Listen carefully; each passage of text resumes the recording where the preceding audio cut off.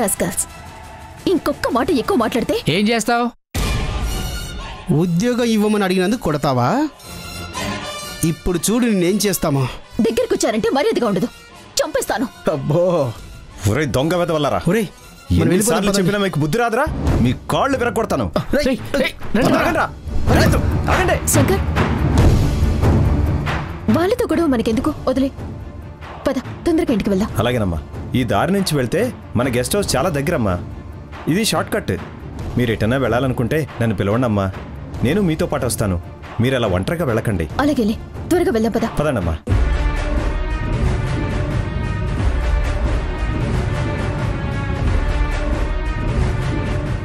రండమ్మా, కూర్చోండి.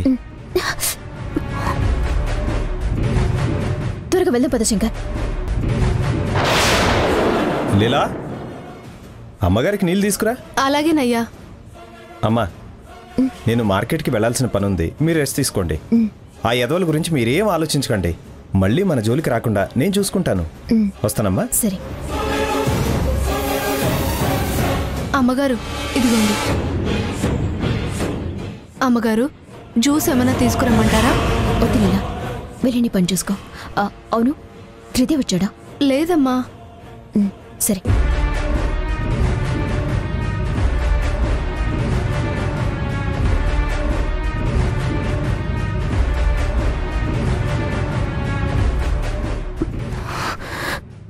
సమయానికి శంకర్ వచ్చి అడ్డుదారిలో నన్ను త్వరగా తీసుకొచ్చాడు కాబట్టి సరిపోయింది.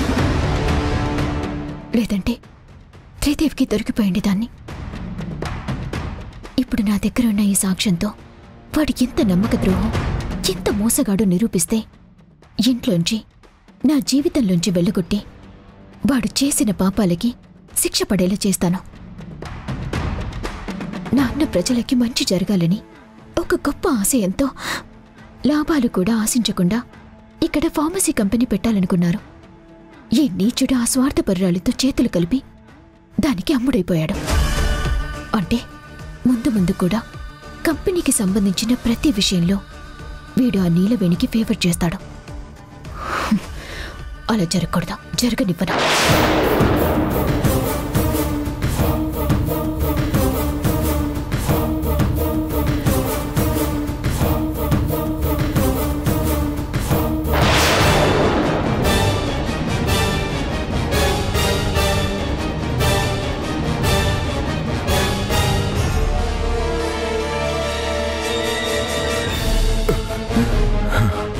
ఏంటి త్రిదేవ్, అంత స్పీడ్గా వచ్చావు? నువ్వు ఇక్కడే ఉన్నావా? వాట్? ఇక్కడ ఉండకుండా ఇంకెక్కడుంటాను? అంటే ఎక్కడికన్నా బయటికి వెళ్ళొచ్చావేమోనని. లేదే, బయటికెక్కడికి వెళ్ళలేదు. ఏ, నువ్వెక్కడికైనా వెళ్ళావా? అంటే నేను చిన్న పనుండి వెళ్ళానులే. ఓ, అవునా?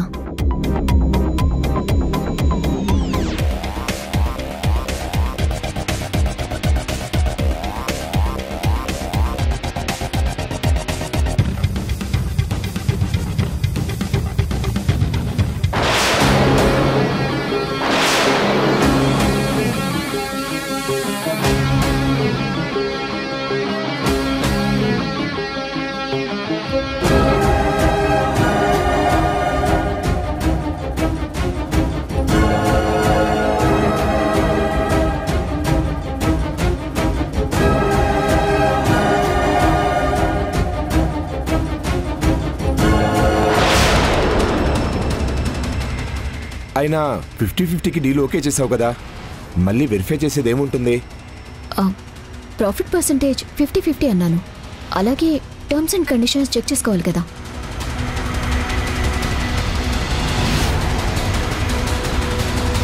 అప్పుడే ఇంత ప్రాసెస్, ఇన్ని డీటెయిల్స్ ఉంటాయని నువ్వు తెలుసుకున్నావా?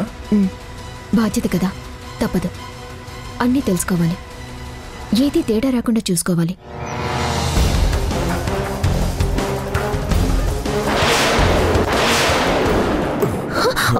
నేను తీసుకుంటానులే, నువ్వు వెళ్ళి ఫ్రెష్ అయ్యరా.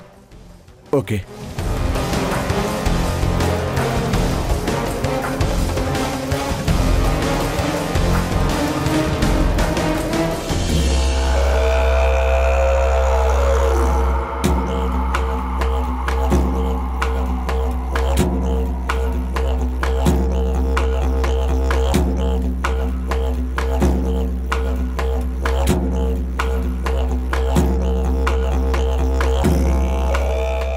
మధ్యాహ్నం నన్ను ఫాలో చేసింది ఎవరై ఉంటారు?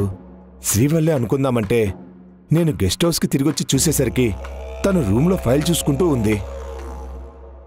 ఒకవేళ తనే అక్కడికొచ్చుంటే నాకన్నా తొందరగొచ్చి ఇక్కడ ఎలా ఉండగలుగుతుంది? ఇంకా ఎవరికి నన్ను ఫాలో చేయాల్సిన అవసరం ఉంది?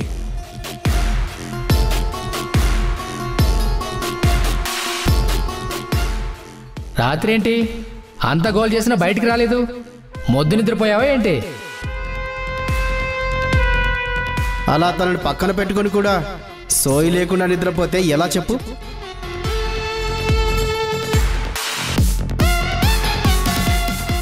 ఆ రాస్కల్స్ ఏ పని పాఠాలు లేకుండా తిరుగుతుంటారు కదా. నిన్న మీటింగ్కి వెళ్ళినప్పుడు కూడా వాళ్ళు అక్కడికొచ్చి మమ్మల్ని డిస్టర్బ్ చేశారు. వాళ్ళేమైనా అయ్యుంటారా?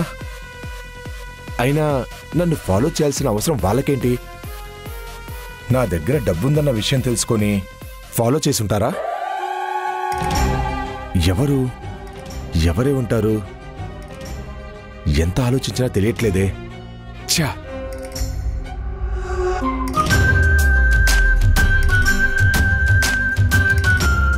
ఏంటి బాబు అటు ఇటు తిరుగుతున్నారు?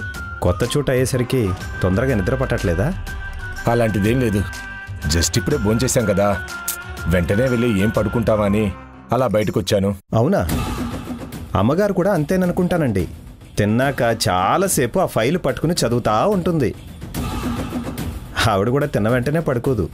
ఈరోజు శ్రీవల్లితో ఫస్ట్ నైట్ ప్రోగ్రాం ప్లాన్ చేయాలి కదా, ఆ విషయం గురించి మర్చిపోయి ఏదో ఆలోచిస్తున్నానేంటి? ఛా! ఇక్కడికొచ్చిన అసలు పని మర్చిపోతే ఎలా?